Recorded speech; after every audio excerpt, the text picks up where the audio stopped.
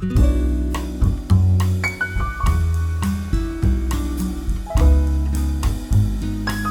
유수호입니다. 이번 시간에는 AI로 보고서와 사업 계획서를 작성하는 방법에 대해 알아보겠습니다. 네, 안녕하세요. 데이터 공작소 인공지능 스터디 26회를 시작하겠습니다. 오늘은 위드 AI 대표를 맡고 계신 유수호 대표님께서 AI와 함께 보고서, 그다음에 사업 계획서 작성하기라는 제목으로 세미나를 해주시겠습니다. 그리고 유수호 대표님은 그 강의도 되게 많이 하시는데요. 생성형 AI, 그다음에 AI 에이전트 이런 쪽 강의를 많이 하고 계시고요. 그다음에 워드프레스 개발을 하시는데 이건 제가 잘 몰라서 이따가 한번 물어보겠습니다. 그리고 한양대 에리카 겸임 교수를 지금 맡고 계십니다. 그래서 주로 챗GPT 프로젝트, 구글 노트북 LM 이런 것들을 활용해서 레그 방식의 글쓰기 자동화, 그다음에 AI를 활용한 비즈니스 문서 작성 이런 것들을 많이 하시거든요. 그래서 오늘 아마 이런 내용들이 요 1시간 안에 담겨 있을 것 같습니다. 우리 유수호 대표님을 뜨거운 박수로 환영하도록 하겠습니다. 어, 네. 제가 어, 프레젠테이션이랑 시연을 하면서 좀 진행을 해야 돼서 요거를 슬라이드 모드로 안 하고 이렇게 띄워놓고 하겠습니다. 네, 양해 좀 부탁드리고요. 네. 오늘 제 강의는 AI와 함께 사업계획서 작성하기입니다. 그래서 여기 함께의 방점이 찍혀져 있는데요. 네, 요걸 좀 중심으로 말씀을 드릴 거고요. 그리고 제 소개해 주셔서, 네, 짧게 할 건데, 여기 제 소개 밑에 있는 문구는 이제 여러분들도 이 생성 AI, 챗GPT 3.5 처음에 나왔을 때 해외에서 트위터에 나와서 많이 유행했던 말이죠. 네. 근데 제가 생성 AI 활용 교육을 많이 해서, 제가 강의할 때 많이 소개하는 문구고요. 그리고 제 소개는 이제 대표님께서도 해주셔서 여기 화면에 보시면 아시겠지만, 제가 사회생활 시작은 스페셜리스트로 시작을 하긴 했어요. 그래서 개발자로 시작을 했는데, 여기 보시는 것처럼 창업도 하고, 또 제가 2002년에 월드컵 때 기운을 받고 창업을 했다가 2009년에 외환위기 때, 네, 회사를 접었었거든요. 네, 그리고 나서는 직장 생활을 여러 군데 하면서 여러 가지 경험을 해가지고, 이제는 제가 제너럴리스트가 된 것 같아요. 네.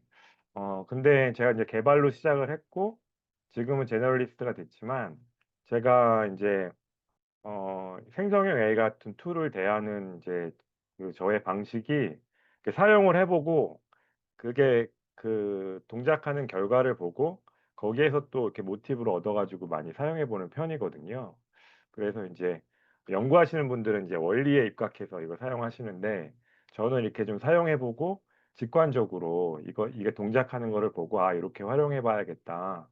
이렇게 많이 접근하는 편이어서 오늘 제가 전해드리는 노하우도 약간 이제 제가 이렇게 사용해보고 저렇게 사용해보면서 터득한 방법을 좀 소개시켜 드리도록 하겠습니다. 네. 근데 또 이렇게 대단한 거는 아니에요. 예, 여러분들도 다 아시는 거라고 생각이 되고요. 저는 오늘 이제 보고서와 사업 계획서인데, 비즈니스 글쓰기라고 하고 있고요. 이제, AI한테 글쓰기를 시킬 때, AI한테 대신 써달라고 한다? 혹은 AI한테 요청한다라는 것보다는, 아까 제가 제목에서도 말씀드렸지만, 전략적인 파트너로 생각을 하시고, 같이 이제 글쓰기를 하시면 더 좋은 결과를 얻을 수 있는 것 같고요. 그래서 일단 나의 아이디어가 중요합니다. 네, 나의 아이디어가 중요하고, 그리고 이걸 AI랑 협업을 해서 완성된 문서를 만들어가는 과정이고요. 근데 이제 이 과정에서 단순한 거를 AI한테 맡기고, 저희는 핵심 전략이나 의사결정에 좀 집중하는 그런 거를 하려고 그러고요.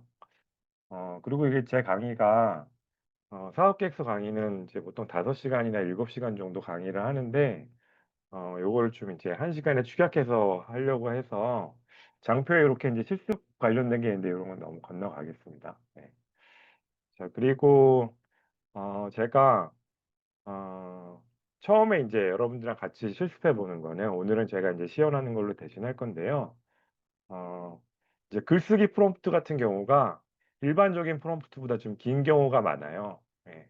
그래서 저도 요즘에 그 바이브 코딩이 많이 유행을 해서 바이브 코딩을 하고 있는데 바이브 코딩만큼이나 긴 프롬프트를 많이 쓰게 되거든요. 그래서 프롬프트가 이제 길어지면 평문으로 쓸 경우에는 챗GPT 같은 LLM이 잘 못 알아듣기 때문에 마크다운으로 프롬프트를 주면 되게 효과적이어서 제가 세미나를 할 때 마크다운 편집기를 추천을 드리고 이걸로 같이 실습을 해보고 있는데요.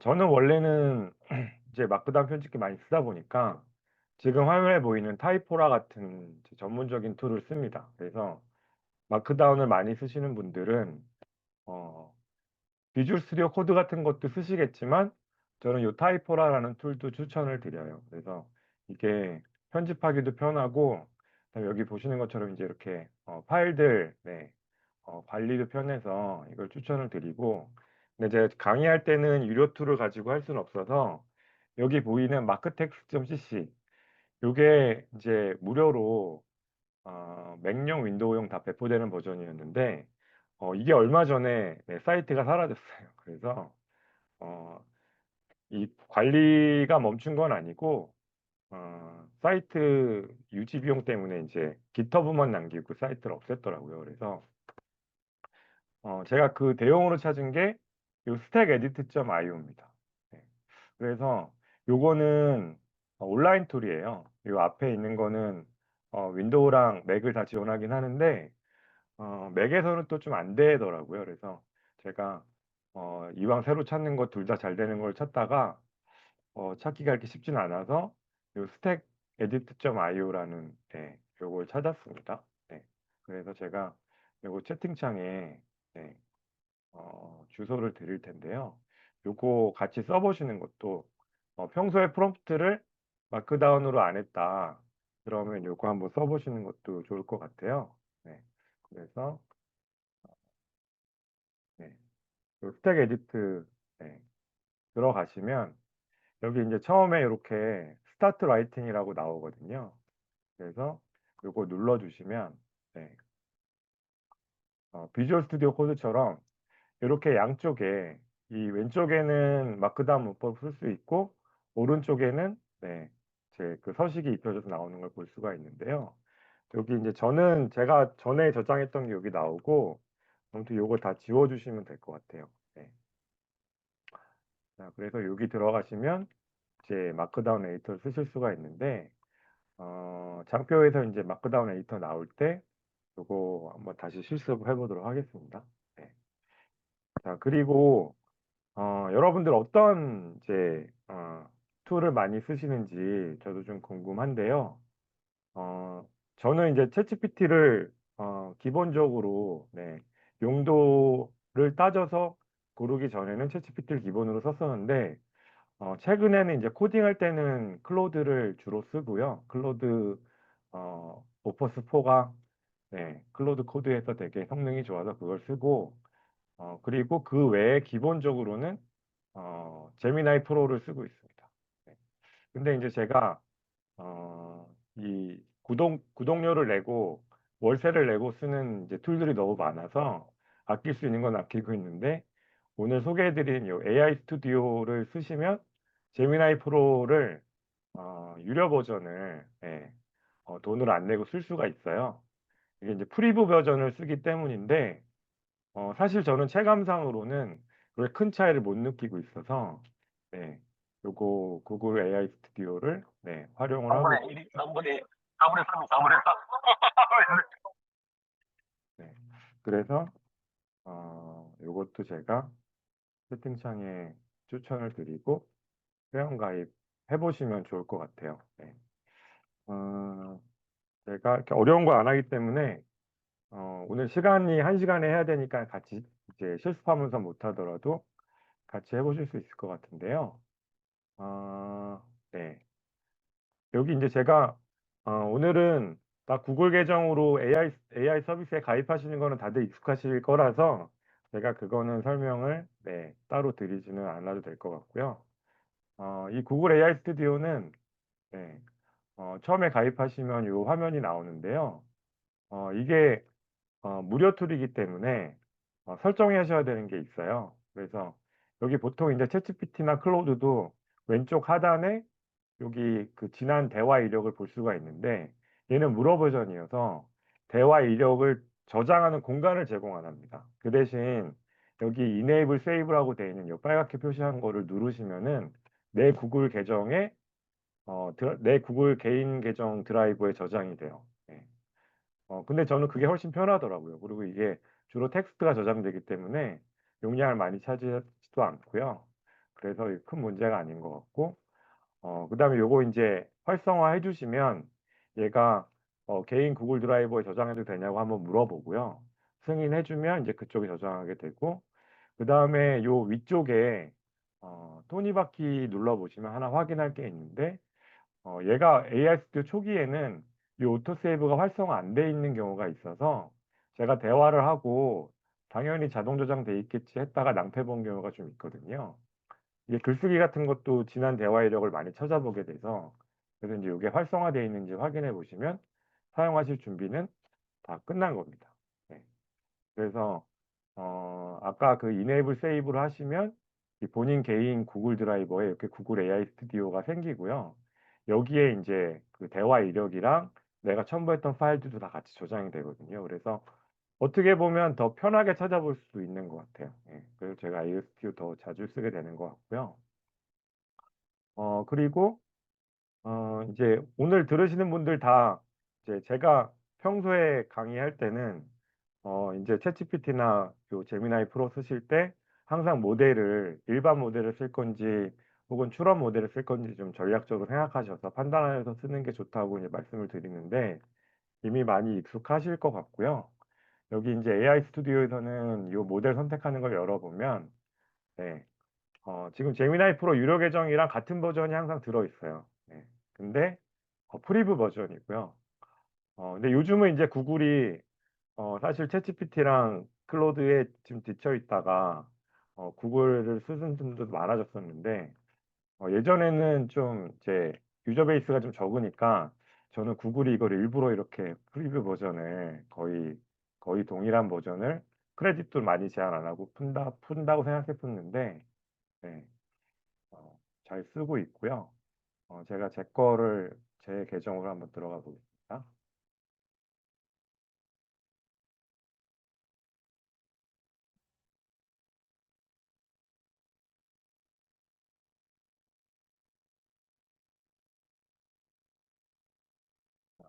그래서 저는 이제 여기 대화 이력들이 쭉 나오고요. 네, 저장을 해서 그리고 네, 여기 이제 열어보시면 네, 프리뷰 버전이지만 네, 지금 최신 버전의 2.5 프로나 플래시 사용하실 수가 있고요.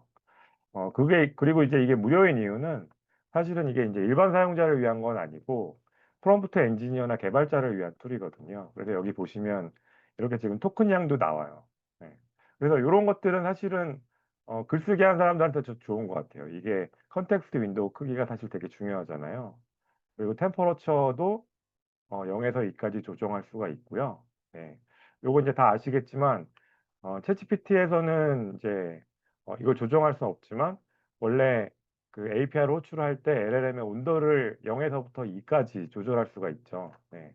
이제 이거 개발자 도구라 여기 조정할 수가 있는데 저는 이제 0.9나 1 정도에 놓고 씁니다. 저도. 네. 챗GPT도 디폴트가 0.7, 0.9 정도인 걸로 알고 있거든요. 이렇게 쓰고 네. 그리고 무료 버전이지만 여기도 코드 실행이나 네, 혹은 구글 서치나 뭐 URL 컨텍스트 URL을 주면 그거를 읽어보게 한다든지 그런 거를 이렇게 활성화시켜서 사용할 수가 있습니다. 네. 근데 이제 제가 구글 AI 스튜디오를 또 좋아하는 이유는 요 마크다운 때문에 그런데요. 네. 자, 그럼 이제 제가 장표에서 네, 요거 소개를 드렸고 어, 네, 그리고 이제 마크다운 아주 짧게 설명을 드리도록 하겠습니다. 여기 이미 사용해 보신 분들도 조금 계실 것 같아요. 예, 그래서 이제 마크다운은 이게 프롬프트 전용으로 쓰이는 이제 문법은 아니고요.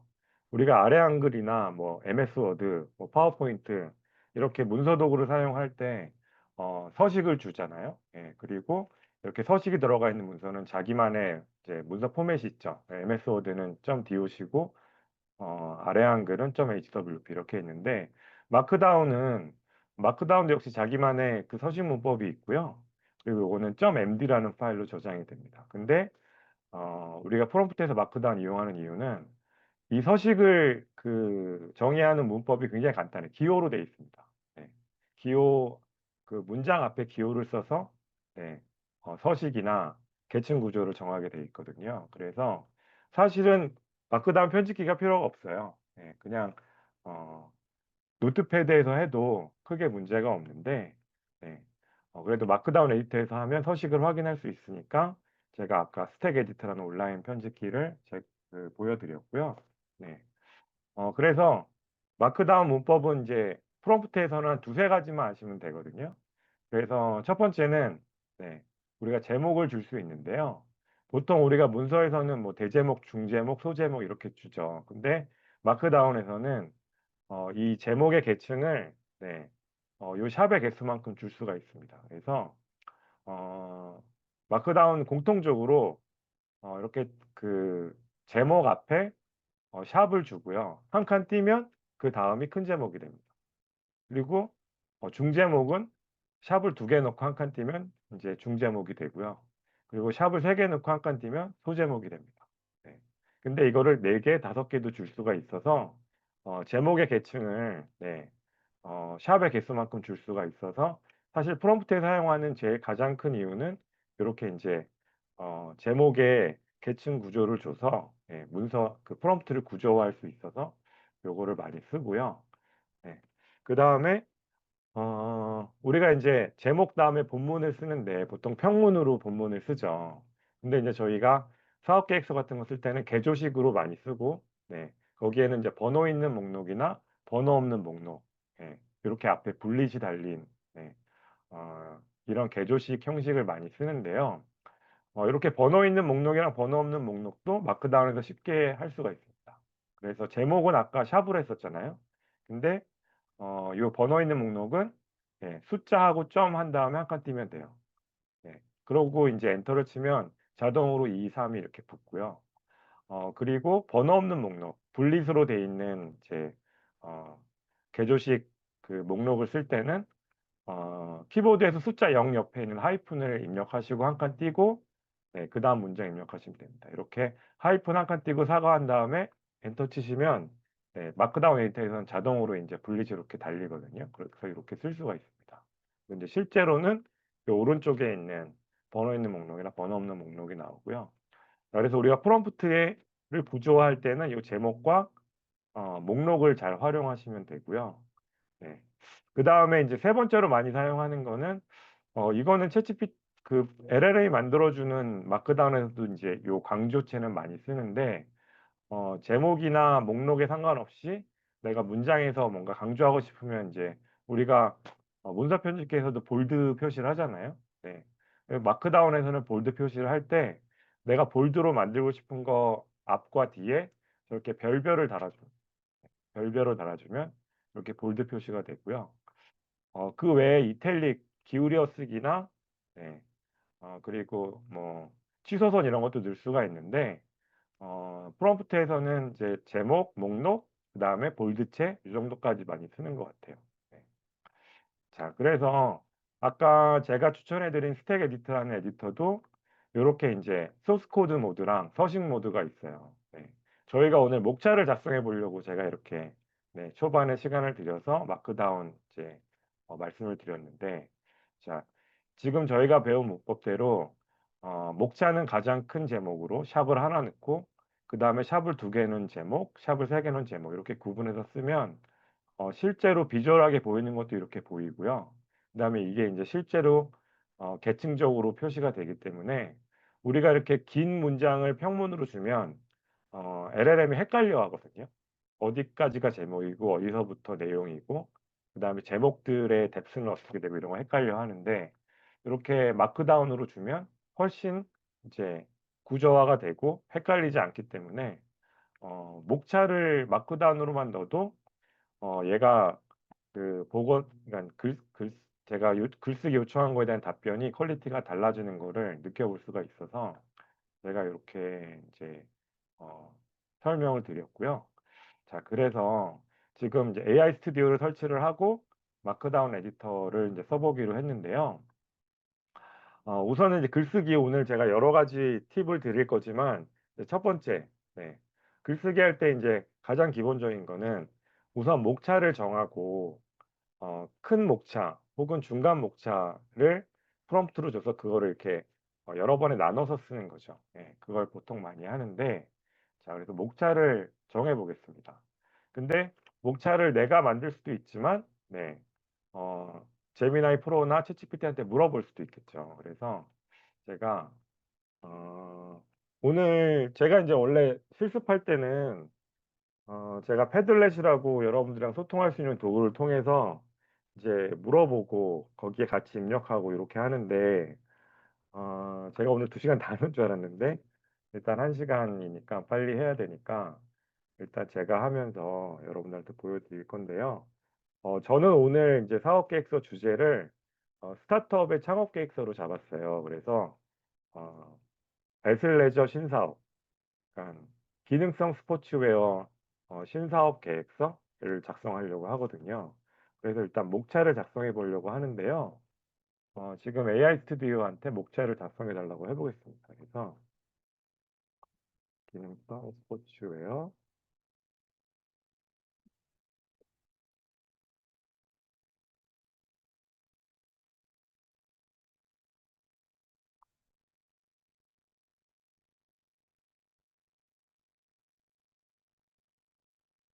네, 그리고 요즘에는 목차 작성해 달라고 하면은 예전에는 얘네가 양을 적게 해줘서 문제였는데 요즘은 이제 목차를 너무 복잡하게 주더라고요. 그래서 어,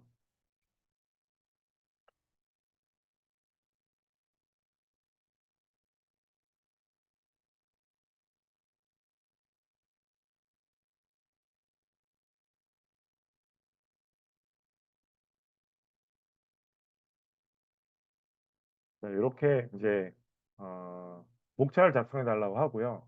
그 다음에 2, 3뎁스 정도. 이거보다 더 뎁스 더 자세하게 나오더라고요. 그래서 실행해 보겠습니다. AI 스튜디오는 이게 프롬프트를 작성하는 프롬프트 엔지니어를 위한 툴이라 엔터를 치면 줄이 바뀌어요. 제가 지금 했던 것처럼. 여기서 엔터를 치면 줄이 바뀌죠. 그래서 입력하는 거는 여기 런 버튼을 눌러주시거나 아니면 컨트롤 엔터를 쳐주시면 됩니다. 그게 처음에 좀 어색해요. 네. 근데 써보면은 훨씬 네, 편합니다. 우리가 긴 프롬프트를 많이 작성하기 때문에.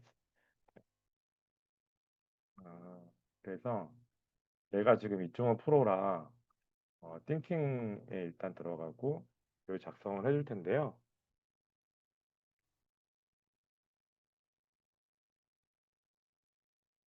어, 사실 이제 이 마크다운은 어, 챗GPT나 클로드도 사실 학습도 다 마크다운 포맷으로 학습을 했고 그다음에 마크다운을 잘 다룰 수 있도록 되어 있는데요. 제가 AI 스튜디오 좋아하는 이유 중에 또 하나는 자, 얘가 이렇게 목차를 만들어 줬습니다. 목차를 만들어 줬는데요. 이 결과에 가보면 네, 이렇게 카피 텍스트도 있는데 카피 마크다운도 있어요. 네. 이 카피 마크다운을 눌러서 네. 아까 이제 제가 스택 에디트라는 네. 어, 네. 이게 지금 제가 가려서 네. 여기 스택 에디터에 가서 이제 이거 복사를 하겠습니다. 네. 자, 그러면 네.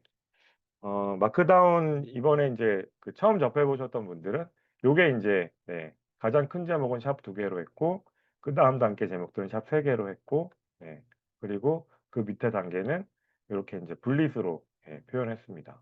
분릿 같은 경우는 네, 이렇게 들여쓰기를 하면 요게 또 그 이제 계층을 더 하나 더 만들어줘요. 그래서 여기 보시는 것처럼 이 오른쪽에 이제 포맷이 먹힌 걸로 보시면 이렇게 나오죠. 네. 자, 그래서 목차를 이렇게 만들어 줬습니다. 네, 목차를 만들어 줬는데 물론 요거를 네, 여러분들이 보시고 내 마음에 안 들거나 네, 수정하시고 싶으신 게 있으면 수정하면 되겠죠. 네. 그래서 저는 사실 목차는 이게 제 창업 그 스타트업의 창업 사업 계획서라서 그 예비 창업 패키지, 초기 창업 패키지, 그 사업 계획서 공고에 있는 목차를 가지고 왔고요. 예. 근데 이제 여러분들은 처음에는 챗GPT한테 물어보는 것도 LLM한테 물어보는 것도 방법이어서 이렇게 가져왔습니다. 네. 자, 그래서 자, 요렇게 하고 제가 첫 번째 사업 계획서 작성을 시켜보겠습니다. 네. 그래서 요거는 챗GPT한테 시킬게요. 네. 어, 자, 근데 이게 첫 번째 작성이라 제가 이렇게 하는 거고요. 제가 사업 계획서 작성을 이렇게 시키진 않습니다. 네. 근데 일단 아까 제미나이가 만들어준 목차를 이렇게 작성하고요. 네. 어,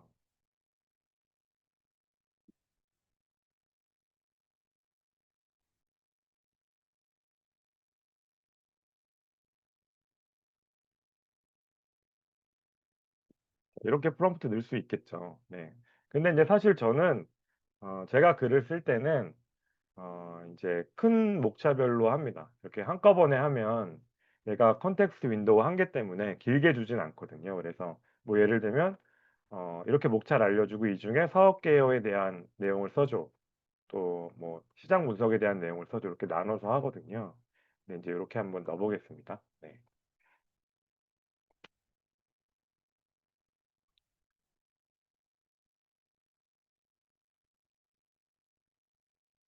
네. 얘가 지금 에이전트 모드가 추가됐다고 자랑을 하네요. 저희가 아직 안 써봤는데 한번 써봐야겠습니다.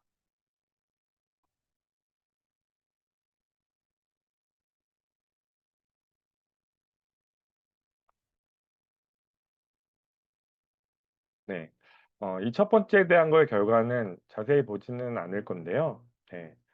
그래도 만약에 이제 목차를 이렇게 평문으로 주셨을 때랑 이렇게 마크다운을 줬을 때랑 비교해 보면 조금 다르게 나오는 거 알 수가 있거든요. 네. 그래서 요게 제가 저도 맨날 말씀을 드리면서 헷갈리는데 네. 꼭 추론 모델로 지금 할 필요는 없었는데 네, 일반 모델로 하면 되는데 추론 모델로 했더니 시간이 좀 걸리네요. 네. 그래서 요렇게 사업 계획서가 나옵니다. 네. 근데 이제 제가 오늘 말씀드리는 사업 계획서 쓰는 방법은 요렇게 이제 LLM이 자기가 예측해서 생성하도록 글을 쓰게 하지는 않을 거고요. 일단 이제 마크다운이랑 친해지는 차원에서 이렇게 말씀을 드렸습니다. 자, 그래서 네. 이제 그 다음 부분으로 네. 빨리빨리 진행을 해보겠습니다.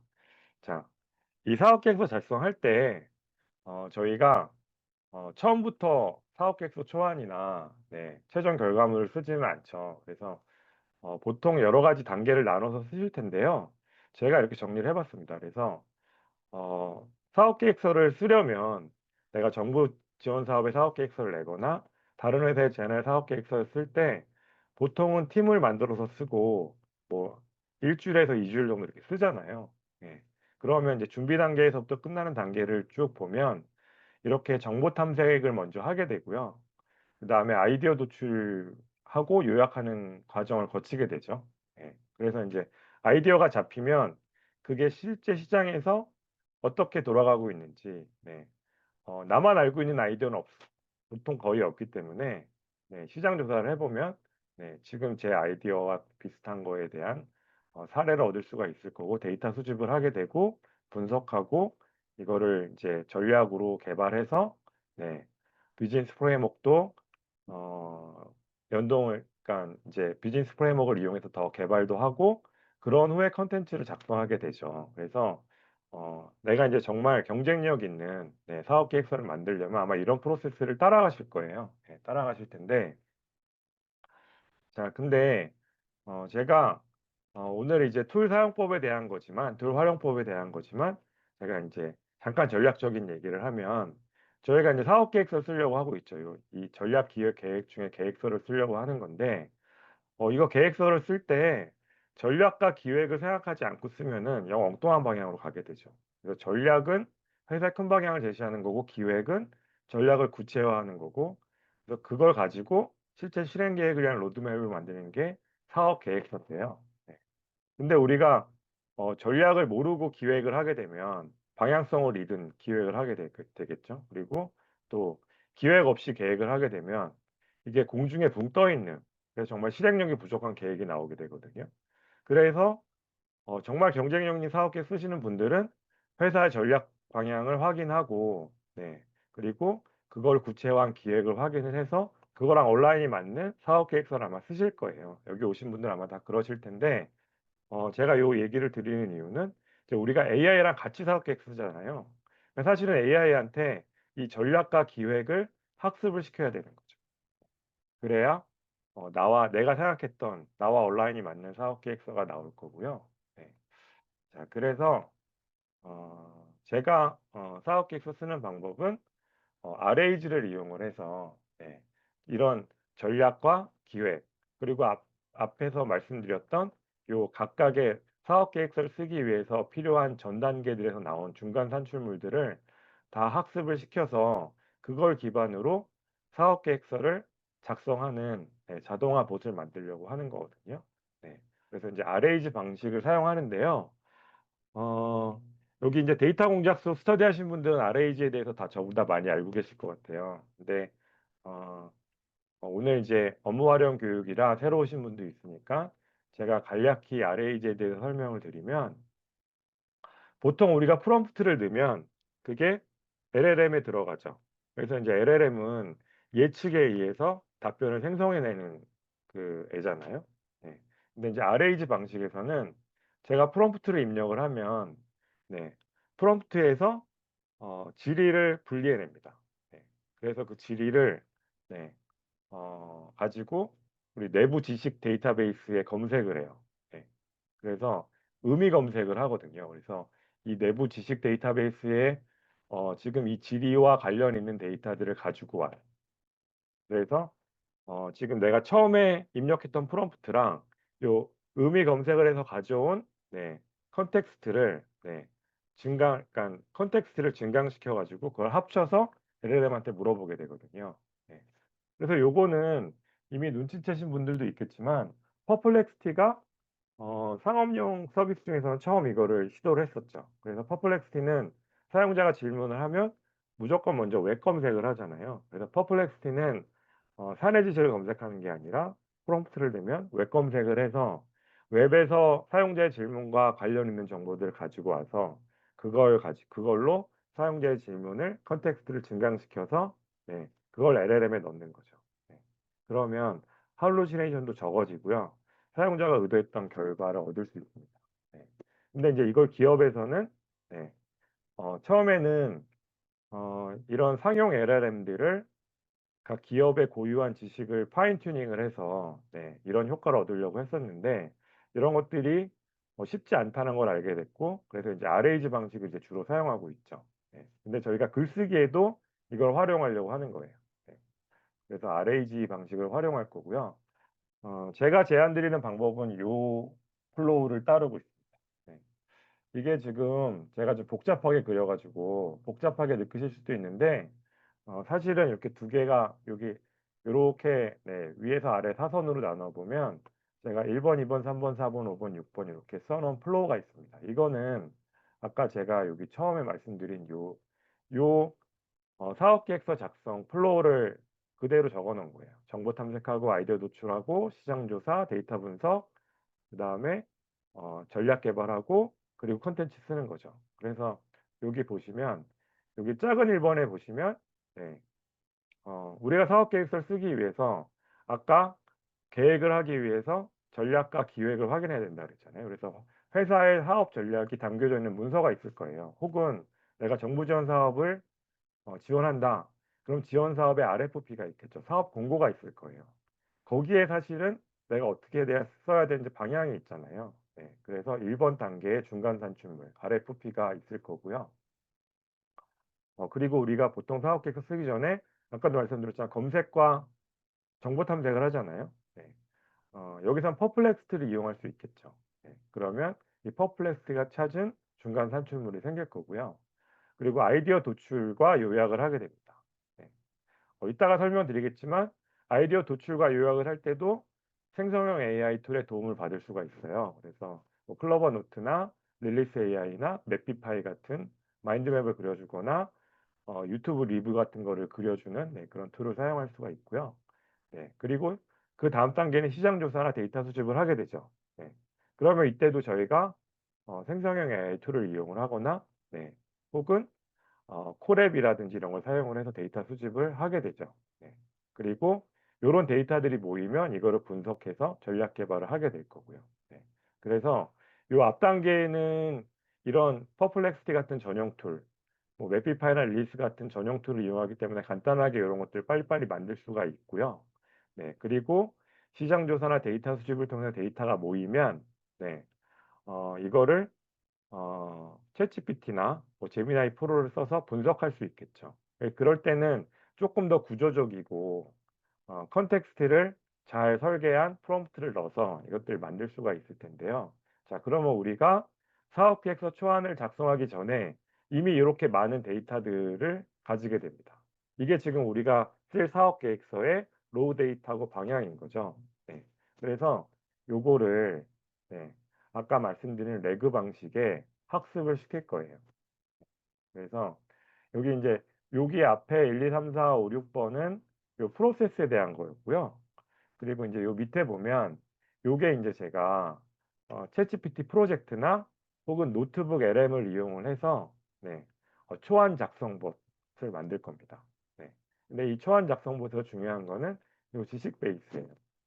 그래서 우리가 사업 전략이나 RFP에서 시작해서 우리가 검색한 거, 그리고 아이디어 정리한 거, 시장 조사한 거, 전략 분석한 것들을 여기 지식 베이스에 업로드해서 그러면 얘가 여러분들이 알고 계신 것처럼 RAG 방식으로 이거를 청크로 쪼개서 인베딩 통해 가지고 벡터 값으로 변환해 가지고 벡터 공간에 저장하는 그렇게 해서 여기 저장하게 되죠. 저장하게 되고요. 자, 그리고 제가 AI한테는 최대한 단순한 일을 시키자 라고 말씀드렸습니다. 그래서 AI가 내가 내용을 알 수 없는 나를 대신해서 사업 계획서를 멋있게 써주는 게 아니고요. 이렇게 내가 찾은 데이터들을 학습을 시켜서 초안을 만들어내게 할 건데요. 요 봇을 만들 때는 두 가지가 중요합니다.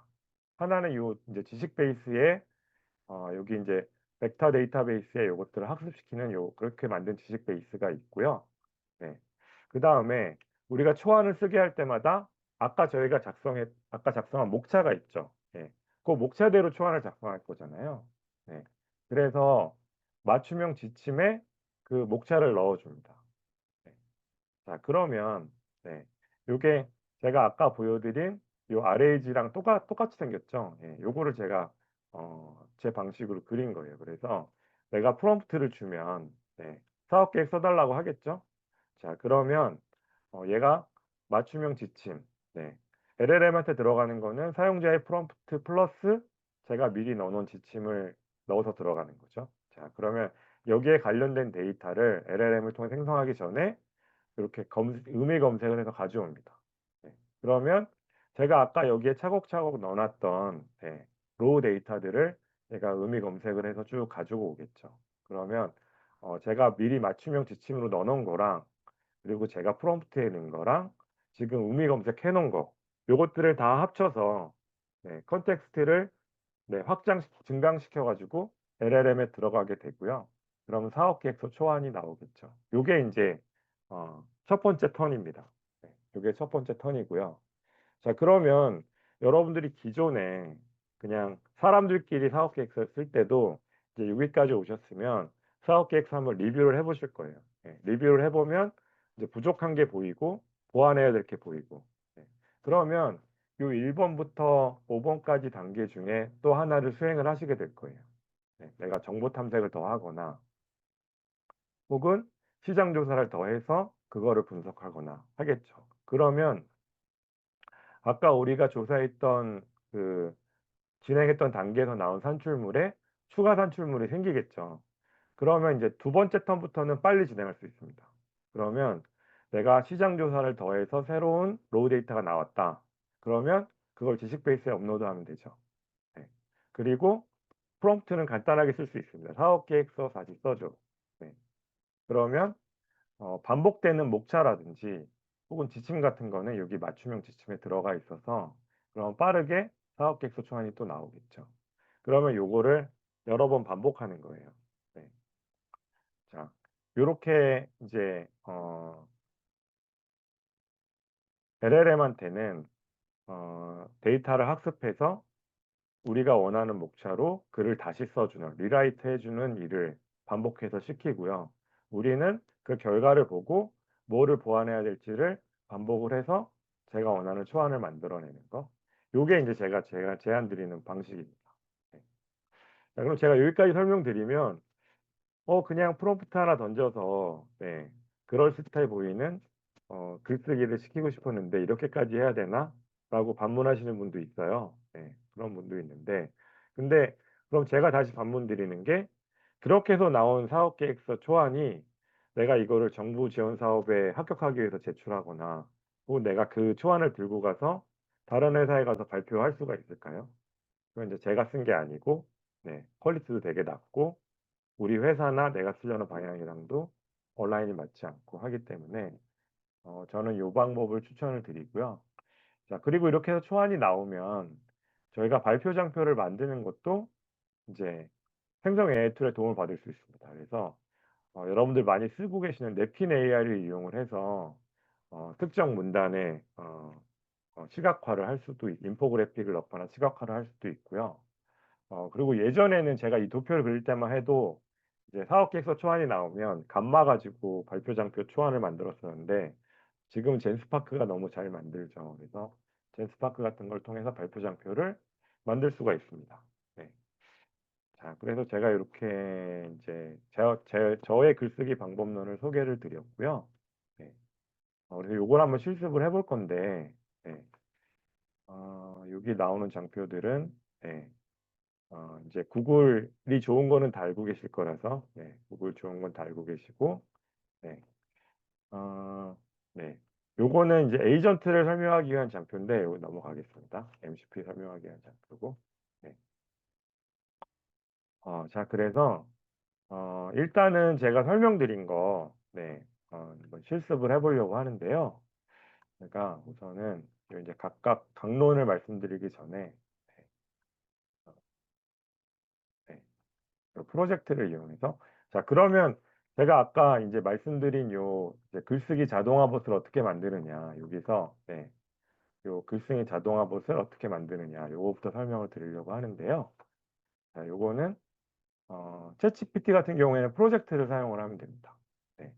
근데 이제 요거는 챗GPT 유료 버전을 사용하셔야 돼요. 아쉽지만. 네. 그래서 내가 챗GPT 유료 버전 썼었는데 지금 안 써. 아니면 나는 챗GPT 원래 유료 버전 안 쓰고 다른 걸 써. 그럴 경우에는 네, 요즘 우리가 굉장히 사랑하는 툴, 노트북 LM을 쓰시면 돼요.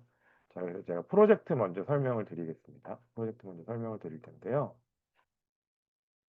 어, 네, 아까 제가 챗GPT를 띄워놨으니까 네, 여기 챗GPT 네, 여기 왼쪽 패널에 보시면 네, 여기 이제 새창 열기 요 밑에 보면 일단 GPTS에 대한 게 나옵니다. 네, 여기서 우리가 다른 사람이 만든 GPTS를 골라 쓸 수도 있고 내가 GPTS를 만들 수도 있고 네, 그 밑에 보시면 여기 프로젝트가 있어요. 요 밑에 이전 대화 있기 전에 여기 프로젝트를 만드실 수가 있고요.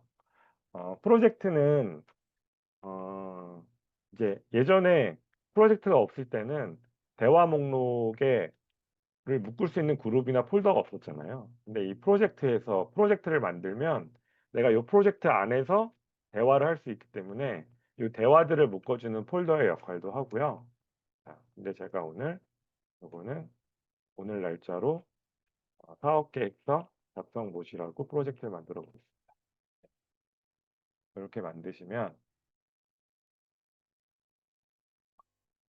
네. 그러면 여기 보시는 것처럼 이제 대화창이 하나 생기고요. 예. 그리고 여기 add files 그리고 add instruction 이렇게 두 개 버튼이 생겨요. 요게 제가 말씀드린 네. 요거는 챗GPT가 제공해주는 노코드 RAG라고 보시면 되죠. 네. 노트북 LM처럼 내가 파일을 추가하고 그 파일에 대해서 대화를 나눌 수 있는 거예요. 네. 이제 RAG인데 조금 쉽게 얘기하면 내가 노트북 LM처럼 여기에 파일을 추가를 하고 그 파일에 대해서 얘가 분석을 하고 내가 질문하면 그 파일을 기반으로 대답을 해주는 거죠. 네. 자, 그래서 여기 애드 파일스에 파일을 20개까지 업로드할 수 있습니다. 지금 챗GPT 플러스 버전 쓰시면. 네. 그래서 요거는 이제 지금 툴들을 하나둘씩 만들어서 넣을 거고요. 네. 그 다음에 요 인스트럭션이 중요하죠. 네. 이게 맞춤형 GPTS나 혹은 에이전트를 만들 때도 그렇고 시스템 프롬프트가 되게 중요하잖아요. 네. 그래서 이 사업계획서 작성 못의 시스템 프롬프트는 요 맞춤형 지침을 통해서 입력할 수가 있는데요. 자, 여기에 아까 제가 만들어 놓은 목차를 넣으면 되겠죠. 네. 그래서 제가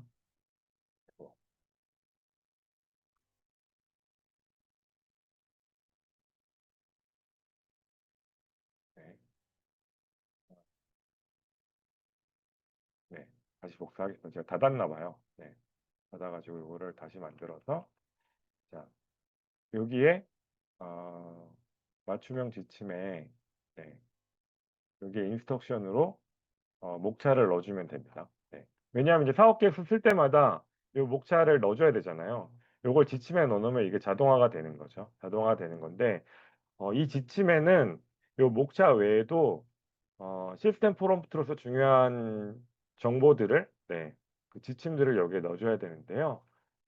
그거는 제가 여러분들한테 제가 샘플로 만들어 놓은 지침을 드리도록 하겠습니다. 네. 그래서 어, 네.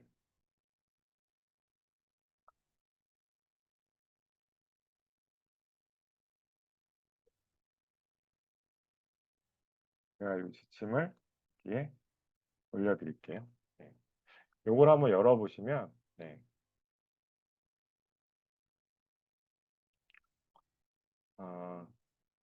요것도 당연히 마크다운으로 만들었고요. 네. 마크다운으로 만들었고 아,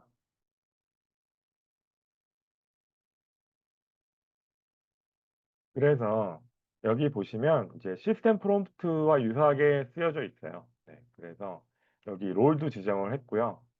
네.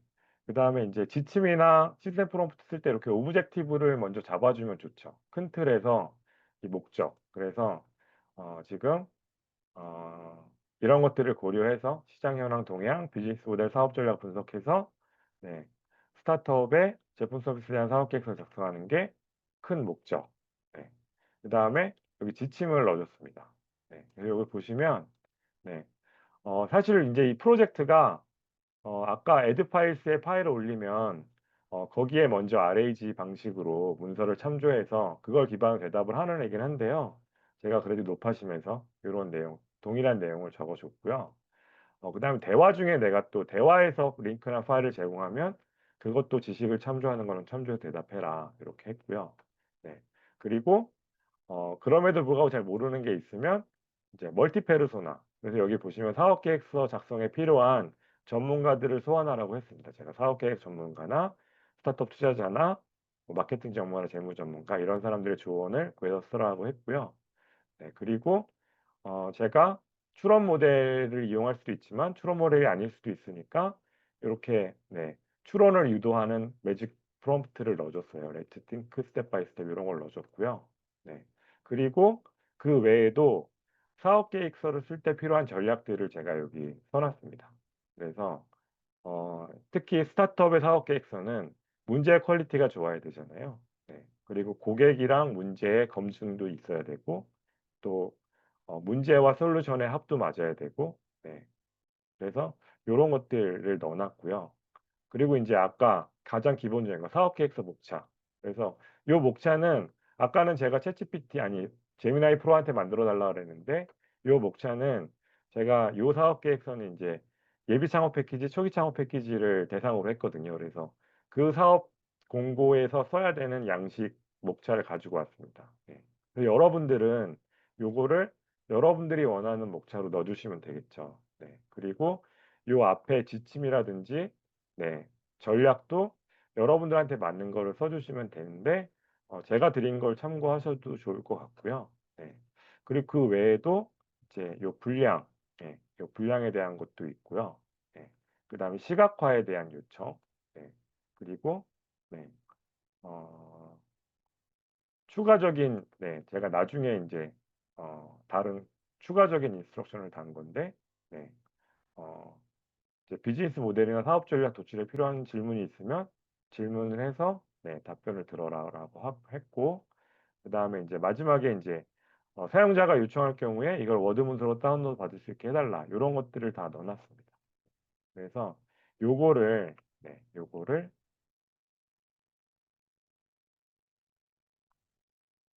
어, 네, 아까 챗GPT의 인스트럭션에 목차를 포함해서 요걸 다 넣어주는 거죠. 그리고 세이브. 네.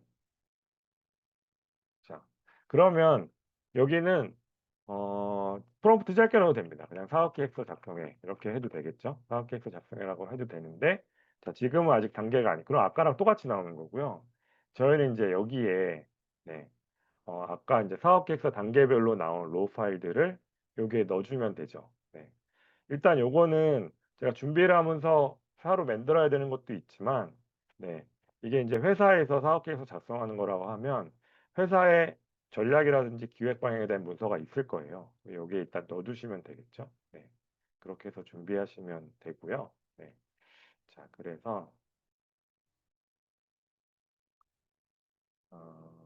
제가 시간이 네, 벌써 많이 돼가서 일단 그 제가 제안 드리는 방식을 설명을 드렸고, 자, 그리고 네,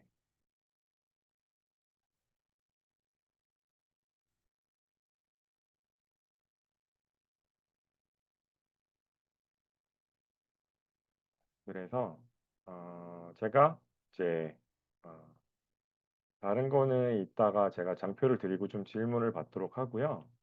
자, 어, 여기서 네, 퍼플렉스티로 이용을 해서 지금 우리가 쓰려는 사업 계획서에 관련된 뭐 기술 문서라든지 시장 동향 문서 같은 거 여기 퍼플렉스티 찾을 수 있겠죠. 네. 그리고 자, 아이디어 도출 및 요약. 네. 요거는 제가 장표를 통해서 이제 좀 소개를 드릴 건데요. 자, 어, 회의록 같은 거, 네. 사람들만 알고 있지 말고 우리가 회의록 할 때 음성 녹음을 해놓고 클로버 노트를 통해서 텍스트로 변환해 놓으면 그것도 얘한테 학습시키면 되겠죠. 그래야 사람들이 회의한 내용도 얘가 알고 거기에 맞춰서 온라인이 맞는 데이터를 가져올 수 있을 거고요.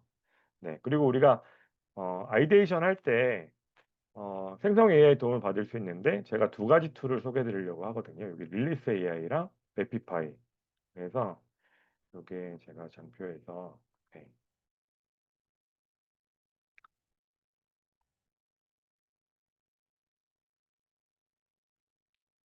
네. 이제 요 클로바 노트는 다들 많이 사용해 보셨을 것 같아서 네. 우선 릴리스 AI. 네. 요거는 국내 스타트업이 만든 서비스예요. 그리고 여기에 유튜브 링크를 주면 얘가 기가 막히게 요약을 해줍니다. 그래서 저는 요걸 많이 쓰는데요. 그래서 이제 저희가 유튜브에 지금 저 같은 경우에는 기능성 스포츠웨어에 대한 리뷰들이 많이 올라오잖아요. 네, 그러면 그 리뷰에 대한 URL을 찾아서 네, 그거를 사업계획 쓸 때처럼 바쁠 때는 내가 다 일일이 보기도 어렵고 그다음에 AI한테도 학습을 시켜야 되니까 요 서비스에 주면 얘가 영상 요약을 쫙 해주거든요. 네. 그래서 릴리스 AI 같은 경우에는 이제 그 대본도 다 네, 트랜스크립트도 다 수집을 해주고요.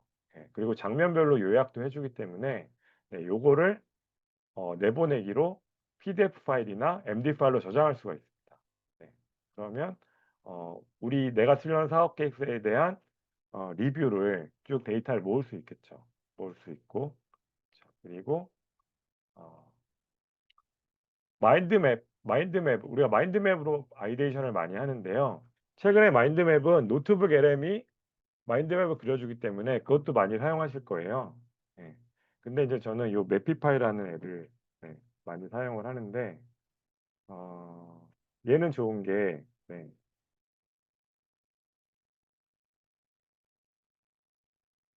얘는 이제 제가 키워드를 주면 그 키워드를 가지고 마인드맵을 생성해 주고요. 그다음에 추가로 확장을 할 수가 있습니다. 내가 노드를 추가를 하고 추가한 노드에 대해서 거기서 그 하위 노드에 또 이제 생성 AI를 통해서 확장할 수가 있거든요. 그래서 보통 이런 이제 브레인스토밍하고 아이데이션 하려면 사람들이 모여 가지고 시간도 좀 소요해서 아이데이션 해야 되는데 요걸 이용하면 좀 시간을 줄여서 우리가 아이데이션 할 수가 있거든요. 네.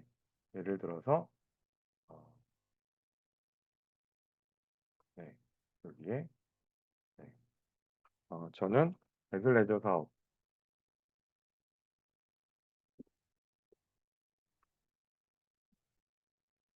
이거에 대해서 마인드맵을 그려 달라고 해 볼게요. 네. 네. 그러면 요게 이제 엑스마인드가 인수한 마인드맵 툴이라 이제 마인드맵 자체적인 기능 이렇게 스타일을 바꾸거나 유형을 바꾸거나 유형 안에서 스타일을 바꾸는 기능들도 있고요. 예.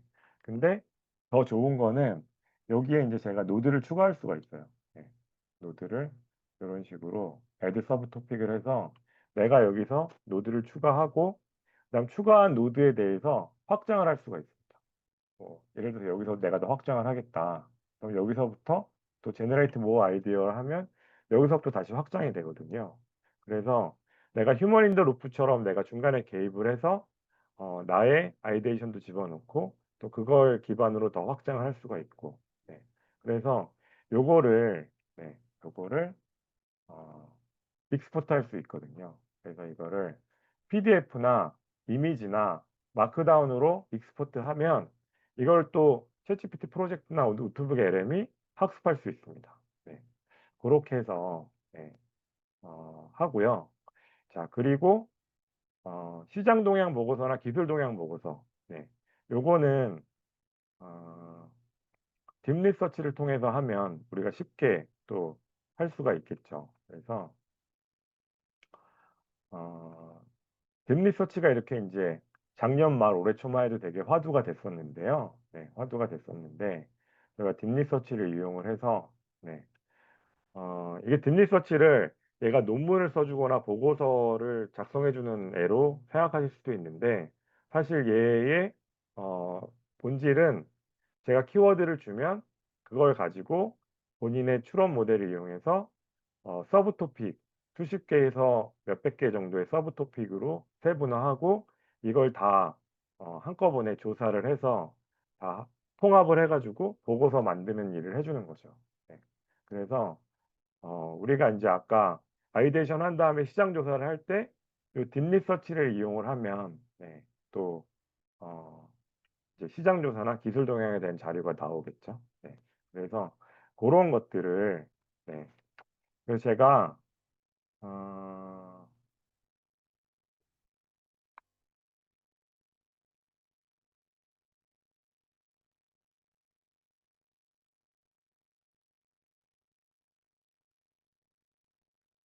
그렇게 해서 이제 학습시킬 데이터들을 이렇게 만들어 놓은 게 있거든요.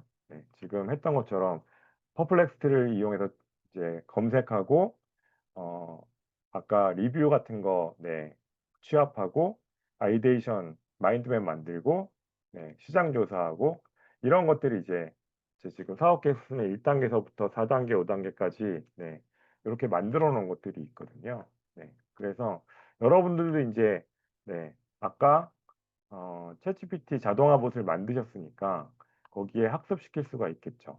그래서 여기에 add 파일스에 얘를 학습시키는 거예요. 이렇게. 그럼 지금 여기에는 PDF 파일도 있고요. 이미지 파일도 있고, 네. CSV 파일, 엑셀 파일 같은 파일들도 있는데, 요 챗GPT, 오픈AI가 만든 챗GPT나 노트북 LM 파일들이 요 정도 파일들을 잘 파싱을 해서, 요거를 이제 잘 컨텍스트로 가져고 와서 의미 검색을 해주거든요. 그래서 이렇게 해놓고 사업 계획서를 써달라고 하는 거죠. 네. 자, 근데 이제 제가 마지막으로 이제 팁을 하나 조금 오버됐는데 요거까지만 하고 정리해도 될까요?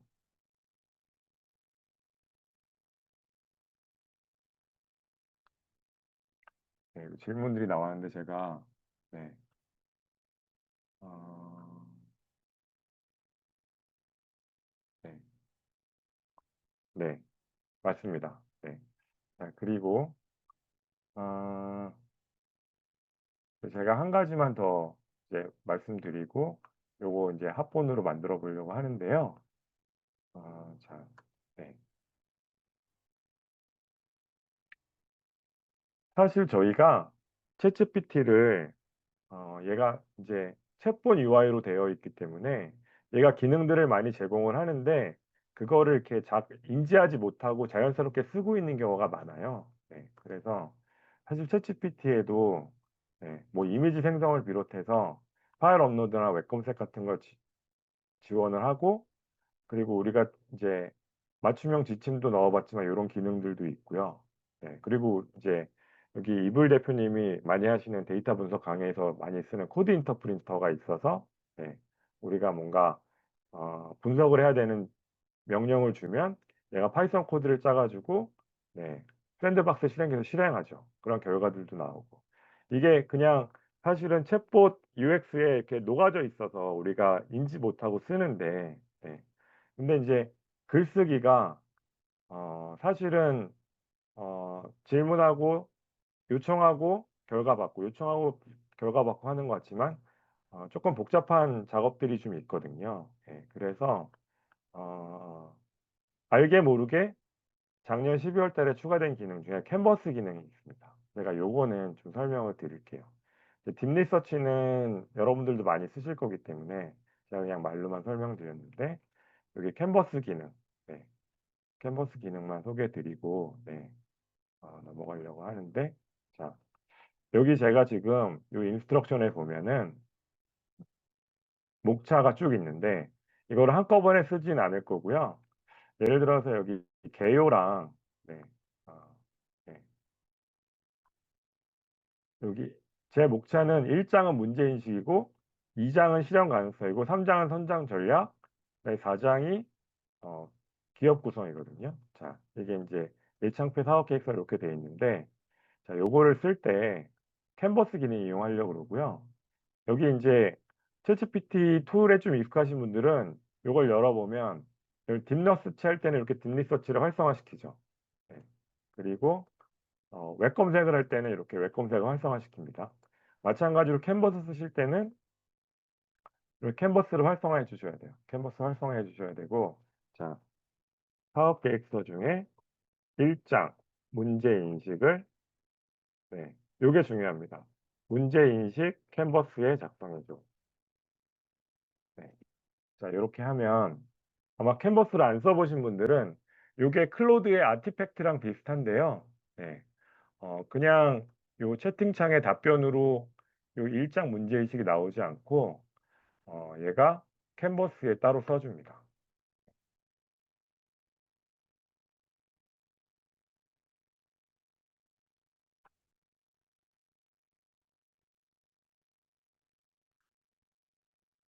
네, 요것도 그냥 제가 포로 해놓고 할 걸 생각을 많이 하네요.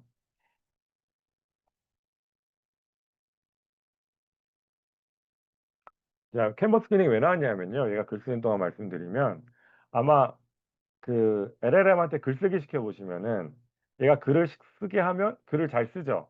근데 전체 내용 중에 대부분 마음에 드는데 앞이나 뒤에 마음에 안 드는 부분이 있어요. 그럼 그걸 다시 쓰라고 하면 또 얘가 너무 잘 쓰죠. 근데 그 내가 지적한 부분을 다시 쓸 때 나머지 부분을 다시 씁니다. 그래서 내용을 압축시키거나 네, 함축시키거나 막 이런 게 많아지거든요. 그럼 이제 짜증나죠. 네.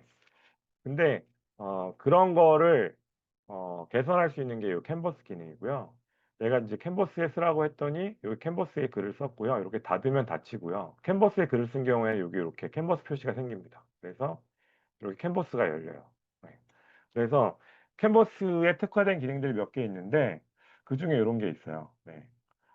이렇게 블럭을 잡아주면 얘가 작은 채팅창이 생깁니다. 그래서 여기에 명령을 주면 얘는 여기에만 적용이 돼요. 그래서 제가 여기에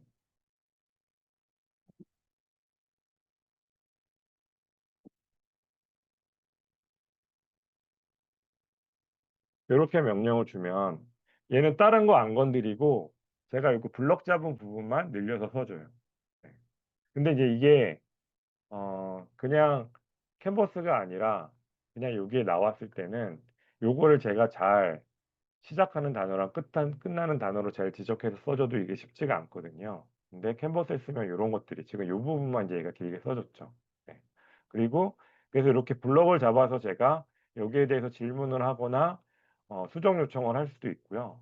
그 다음에 이 글 전체에 먹는 버튼이 여기 있는데 요걸 누르시면은 요 전역으로 먹는 버튼이 있는데 여기에 이를 늘리거나 줄일 수 있는 컨트롤이 있어요.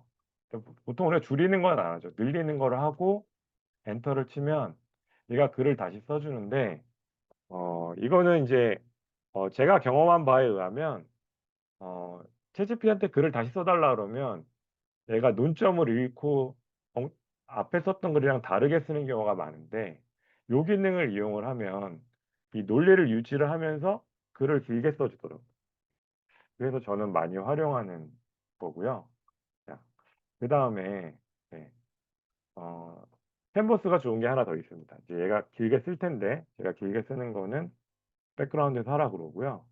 자, 이제 1장을 썼으니까 2장을 써야 되잖아요. 자, 2장도 이 캔버스 기능을 키신 다음에 2장 솔루션에 대한 솔루션을 아까처럼 솔루션 캔버스에 작성해줘. 이렇게 해보겠습니다. 제가 모델을 4로 바꿀게요.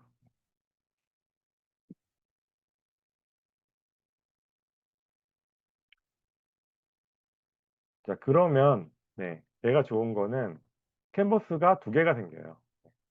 지금 아까 캔버스가 하나였잖아요. 근데 얘가 지금 솔루션 캔버스에 글을 쓰거든요. 그래서 여기 이걸 닫아놓고 캔버스를 열어보면 이렇게 캔버스가 두 개가 있습니다.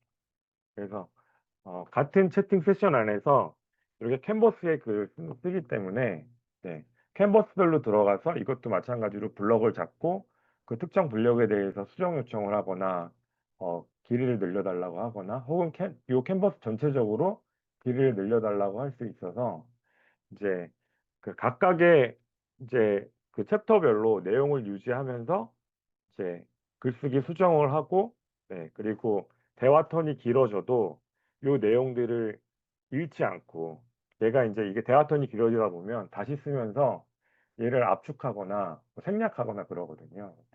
그런 것들을 방지할 수가 있습니다. 네. 그래서 지금 이제 제가 여기 이렇게 대화를 이제 여러 번 했는데 요걸 다시 이제 프로젝트 창에 들어가 보면요. 제가 프로젝트 나갔다 다시 들어올 수 있으니까 그래서 다시 이제 오늘 프로젝트 창으로 들어가 보겠습니다. 네. 그러면 제가 대화했던 게 이제 요 밑에 쌓여요. 네. 여기 쌓이죠. 그래서 또 이제 또 다른 대화를 하면 요 밑에 쌓여요. 그래서 이제 이 프로젝트는 이렇게 대화를 폴더로 묶어주는 기능이 있고요. 노트북 LM처럼 이 프로젝트 파일에 들어간 거를 RAG처럼 의미 검색을 해서 그걸 분석해서 대답을 해주는 기능이 있습니다. 그리고 인스트럭션에는 이제 노트북 LM 대비 좋은 거는 노트북 LM에는 인스트럭션을 넣을 수가 없잖아요. 근데 얘는 인스트럭션을 따로 지정할 수가 있어서 이거를 시스템 프롬프트처럼 쓸 수가 있어요. 네. 자, 그러면 여기에 이제 프로젝트 파일에 적절한 내용을 학습을 시키고 이 인스트럭션도 여러분들이 원하는 방향의 인스트럭션을 써놓고 이제 요거를 반복을 하면 그리고 이렇게 캔버스 도구 같은 그 도구의 도움을 받아서 글을 작성을 하시면 그럼 이제 나중에 이제 챕터 1, 챕터 2, 챕터 3, 챕터 4가 다 완성이 되면 그걸 합치는 것만 한번 카피 앤 페이스트 해주시면 되거든요. 그래서 제가 이제 그렇게 해서 이런 방식으로 글을 쓴 게 이제 어느 정도의 결과로 나오는지 제가 만들어 놓은 게 있는데, 네.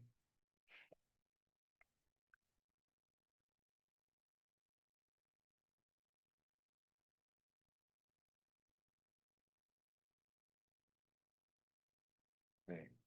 요게 이제 제가 애슬레저 사업계획서, 네, 를 챗GPT를 통해서 쓴 거고요. 물론 이제 챗GPT가 다 쓴 게 아니라 제가 그 각 단계별 그 중간 산출물들을 학습시킨 거죠. 예, 그렇게 쓴 거고, 어, 이제 챕터 1 앞에 개요가 있는데, 개요는 제가 표형식으로 써달라고 해서 이렇게 써 있는 거예요. 그래서 제가 한 거는 여기 이제 이렇게 표에다가 그 색깔 입힌 거는 이제 제가 한 거고요.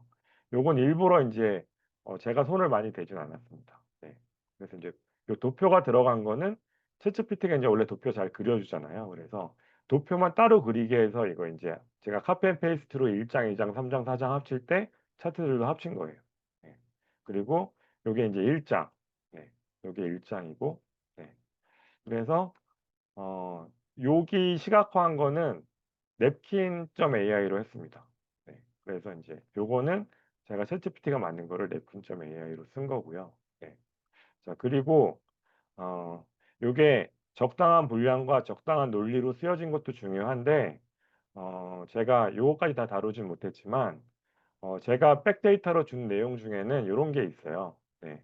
어, 고객 세그먼트를 나눠서 여기 10대 최대 입시생이랑 20대 스포츠 전공자랑 30대 스포츠 동호인 이렇게 세그먼트를 나눠서 우리는 10대 최대 입시생을 공략해야 된다는 전략을 세웠거든요. 요건 어떻게 세웠냐 하면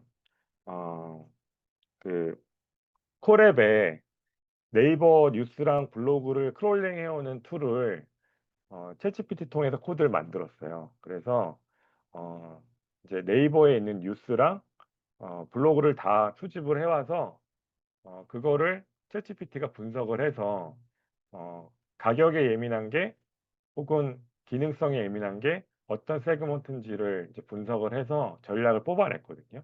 그래서 이제 그것도 얘가 학습한 데이터에 들어가서 그런 데이터들이 여기 녹아져 있어요. 네. 그래서 이렇게 사업 계획서가 나왔거든요. 네. 그래서 시간이 좀 많이 오버됐는데, 네. 이렇게 사업 계획서를 뽑으실 수가 있고요. 이제 요게 처음에는 어, 공수가 좀 많이 들어갑니다. 생각보다. 이렇게까지 해야 돼? 라는 게 나올 수 있는데, 네. 이렇게 한번 만들어 놓으시면, 프로젝트를 하나 생성을 해 놓으시면, 네. 프로젝트 하나 생성을 해 놓으시면, 그 다음부터는 빠르게, 이게 어떻게 보면 자동화되어 있는 거잖아요. 그렇죠? 그래서 빠르게 사업계획서 초안을 뽑으시고, 네. 요거를, 어, 이제 감마 말고, 지금은 젠스파크 이용해서 발표 장표도 빠르게 만드실 수 있고, 이렇게 하실 수가 있습니다. 네. 그래서 제가 이렇게 소개를 드렸고요.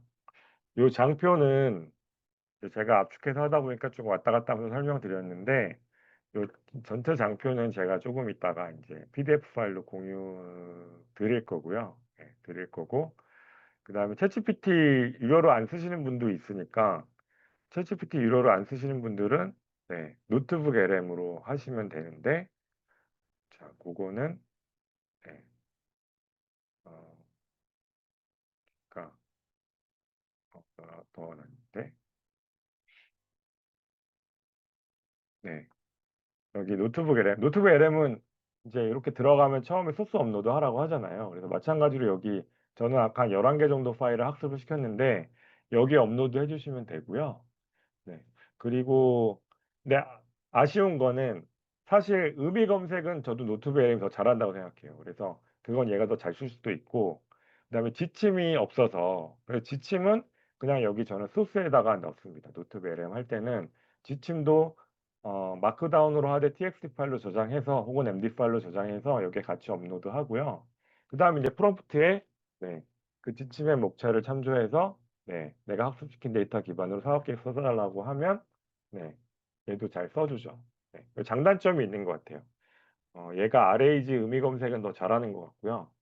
근데 챗GPT로 쓰면 뭐 캔버스라든지 맞춤형 지침이라든지 이런 거를 좀 설정하기가 편하고 그렇게 해서 글쓰기 하시면 조금 도움이 되지 않을까 해서 제가 오늘 세미나를 이렇게 준비를 했습니다. 네. 채팅창에 또 글이 올라와 있는데 제가